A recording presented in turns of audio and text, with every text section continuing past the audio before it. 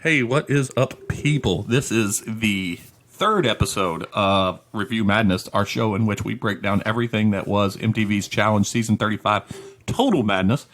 It's also a solo episode, so therefore it's a very short episode. I tell you at the beginning why the flop ended up not coming down and recording.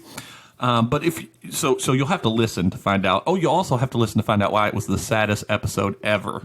Well, at least for this season for us. A very somber note, not just because I'm by myself, but what happens on the actual show. Other than that, if you're a regular listener to the show, I also tell you at the end, tonight I'll be Zoom guesting, or Zoom interviewing, or talking, or whatever it is.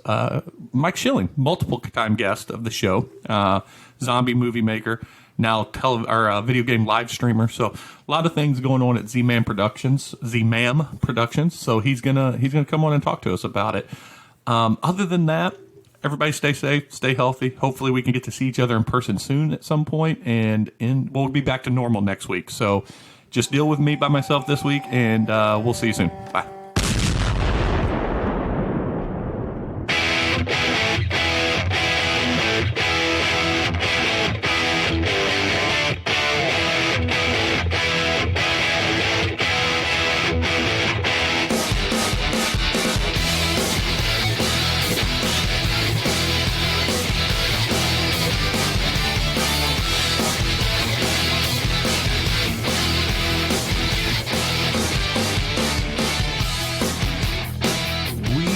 Back. Well, at least I am back. And this is going to be a quick recap of what happened on the Challenge Total Madness Season 35 last night.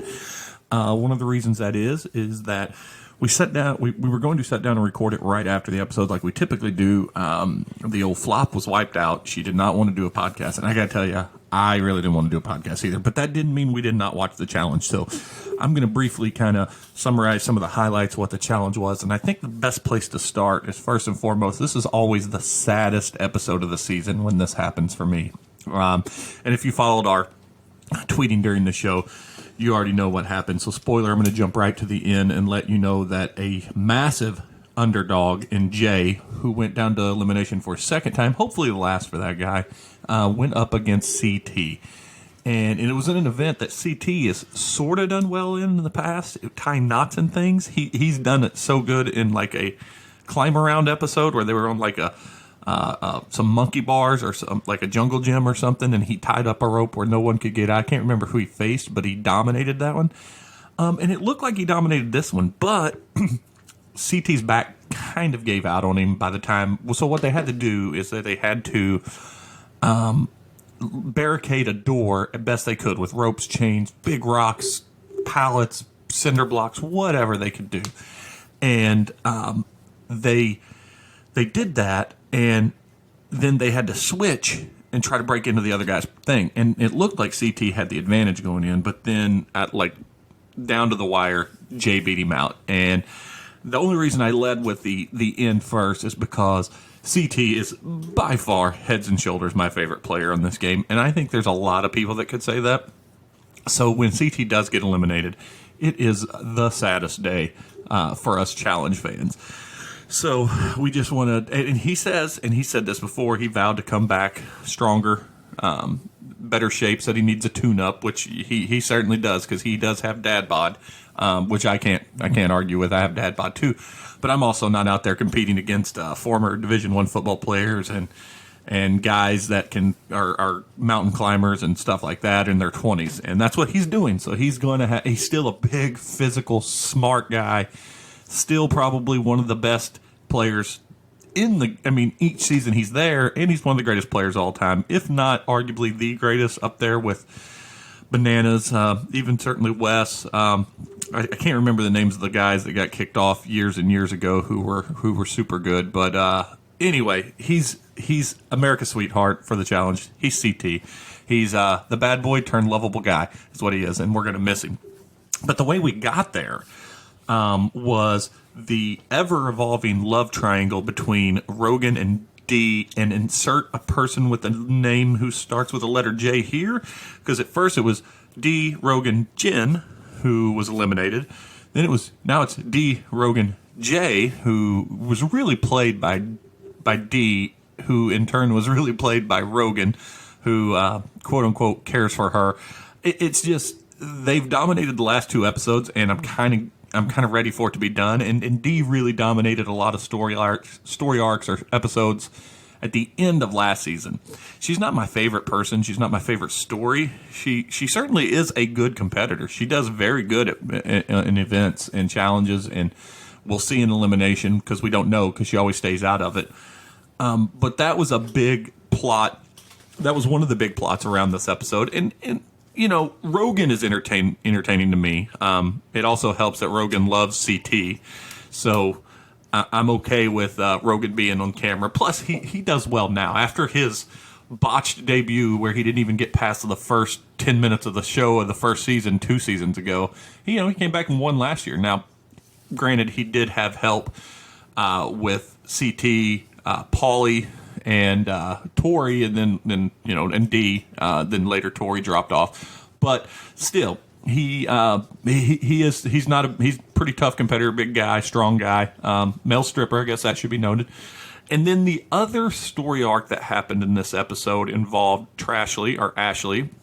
Trashley is what we affectionately call her in the house. She's come a long way since she invented politicking, which was sleeping her way into alliances, to just being able to kind of manipulate people in alliances. And I think it was said best that she plays a bananas-like game, which is what drives him crazy, which is why he can't affect her and why she can't affect him. And then, in turn, he drives her crazy. So, I tweeted and equated it with the. So what happened was.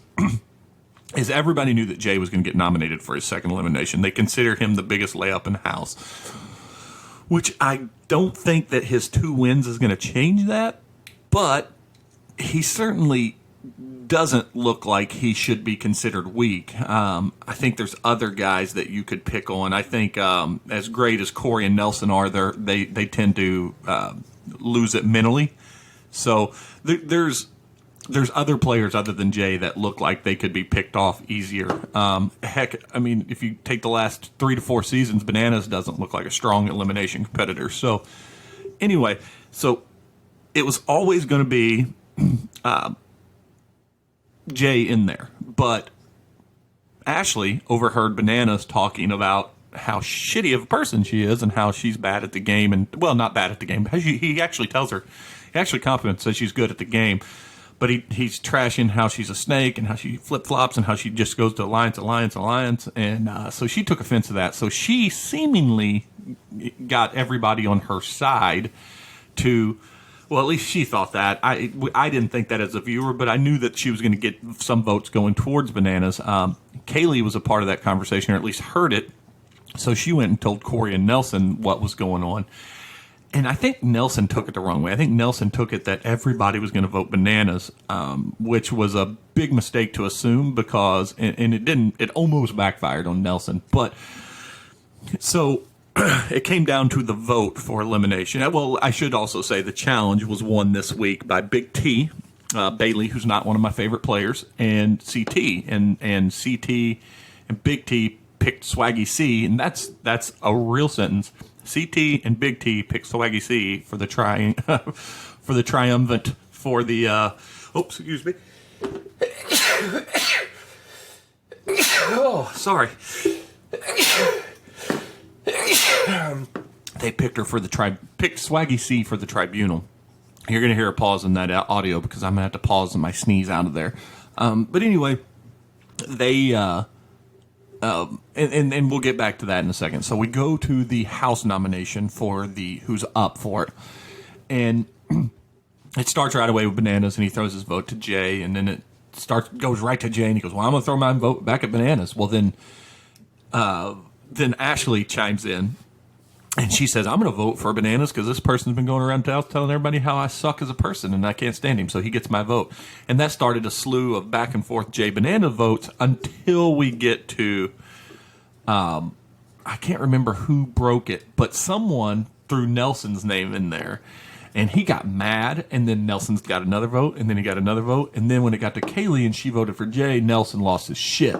Then he's like, you promised, which she did not promise. She never said that she was going to put Bananas in.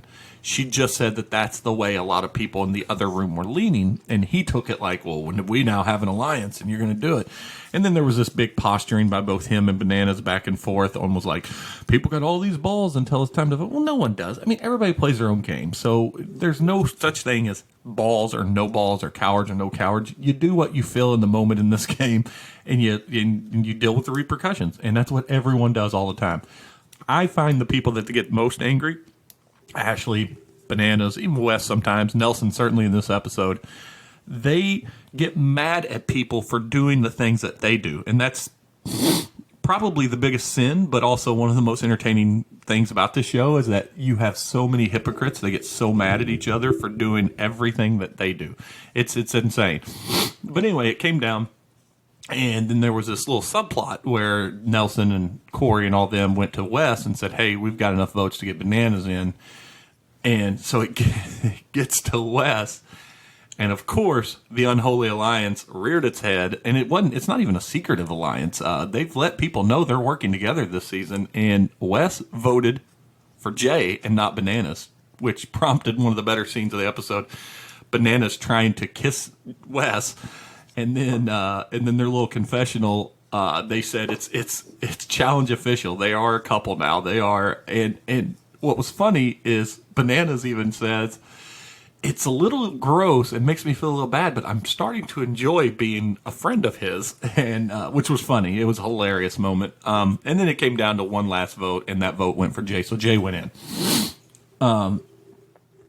And that's when we got to the, then you go to the confessionals, and Rogan is really, really hard because him and he has this big fallout with Jay. They have this big argument, and Jay, oddly enough, calls him a coward because he won't face anyone else, just wants to face a guy he considers a layup, which is silly logic too. But I think we should call it challenge logic. Challenge logic is the weirdest logic in the world, and I guess there's something that happens to you once you get in that house. You just go dumber. You become a dumber person.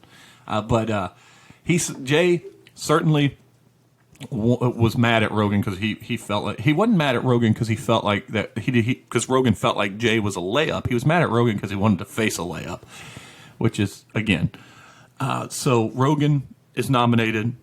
Who else is nominated? It's Rogan, Nelson, and Nelson doesn't want to go in. Nelson made it clear, I don't ever want to go to the elimination, but you got to at some point. And you might as well do it when you consider it a weakest person. Or maybe Nelson was smarter than all of us this episode. He knew Jay wasn't weak. And then CT nominated Bear. And the only reason he nominated Bear, he goes, he kind of likes being the center of attention, so we'll nominate him. And Bear had no chance of going in. He just was thrown in there just because. So anyway, they all pitch their case. Bear doesn't want any part of elimination. Nelson doesn't want any part of elimination. And Rogan says he does. He wants to go in elimination. So essentially when we get to the vote and they pull Jay down, it's going to go Rogan or CT. And CT is friends with Rogan, and he said he would throw him a bone. But then when it got point, CT said, nope, I'm going down there. And so CT nominated himself from his tribunal to go down there and face Jay. And then we know what happened. It sucked. Like I said, they spent 20 minutes barricading these doors, and then they undo them as quick as they can, and Jay just eked out a victory, which on paper is a victory. It doesn't matter. Even TJ said, you should feel proud. That's one of the biggest challenge legends of all time, and you took him out. So very good episode. I was very entertained. I like it that my daughters are watching it with me now, so they chime in on what they think and stuff. And again, if you don't know, my daughters are 9 and 14, so they have vastly different opinions, or at least they have similar opinions, but have vastly different reasons why they get there. Because my oldest daughter is aware of what's going on physically between the men and women in the house, and my youngest just thinks that people are annoying. So it's a funny dynamic to watch it. And I will say this episode was better than the second episode. First episode's still my favorite, but this episode, it had someone strategically using the elimination. It failed, but it still, CT shot his shot. He says he's coming back, and I have no reason to doubt him. And then, the funniest moment of the episode was, again, one of, let me start with funniest moment of the episode was Wes and Bananas, their little skit. And I think the MVP of the episode is pretty solidly Jay. Jay got to kiss the girl, even though it didn't work out for him by the end of it. He got to be a major storyline in terms of The focus was around him most of the episode. He had his little flare-up moment. And then he got to eliminate one of the greatest challenge contestants of all time. So the MVP straight out of this episode was Jay. He now has 2 red skulls. I still would like to see if another swerve to where the amount of skulls on your helmet, red or otherwise, red probably come into play somehow. And for his sake, I hope he doesn't have to go back down in there. Oh, I apologize. Another funny moment involving Kyle. Kyle, who's one of my sleeper sweethearts of the show. I think I like Kyle as much as anyone on given moments. Trashly gets up and has her, fuck all you guys, I don't give a shit, blah, blah, blah, I hate every one of you got no balls, out of nowhere for some reason, because she assumed that she had all the votes, when everybody that told her she was going to vote for Bananas did. She just didn't have any more votes than that. But anyway, she blows out. She goes, I don't give a shit, nominate me, I don't care. And before she walked out of the room, Kyle said, so just to be clear, we can vote for you next episode. That was a bad Kyle impression. That was not a good British impression, but that's what Kyle said. He goes, so just to be clear, we can vote for you next week. It's no problem. So that was hilarious. She didn't seem to get mad, and if you follow on Twitter at all, they seem to be pretty good friends. So pretty solid joke. So that's the episode for the most part. I can't remember if there's anything else off the top of my head that sticks out. I tell you what we haven't seen, and I can't wait for. We haven't seen a real physical slobber knocker of a challenge or an elimination. We haven't seen like players really, really pushed to beat the crap out of each other, which happens, which is where all the real drama is always, and that's where I think you find out who, quote unquote, is the tough guy or tough girl. So, sorry for the short episode. Next time the flop will be in here, and we'll get it done. But I did want to get this out. And if you listen to the show on a regular basis, tonight I will have Zoom guest Michael Schilling, and we're going to go over a lot of Z-Man production stuff that he's got cooking, and seeing how a guy who loves his video games, TV shows, and spooky stuff is coping with this coronavirus era. So that'll be later. But again, you'll see here, if you don't listen to that, you just listen to this show. Next week we'll be back to our normal with me and Missy, aka the Flop, doing it. So until then, enjoy, and we'll see you later. Bye.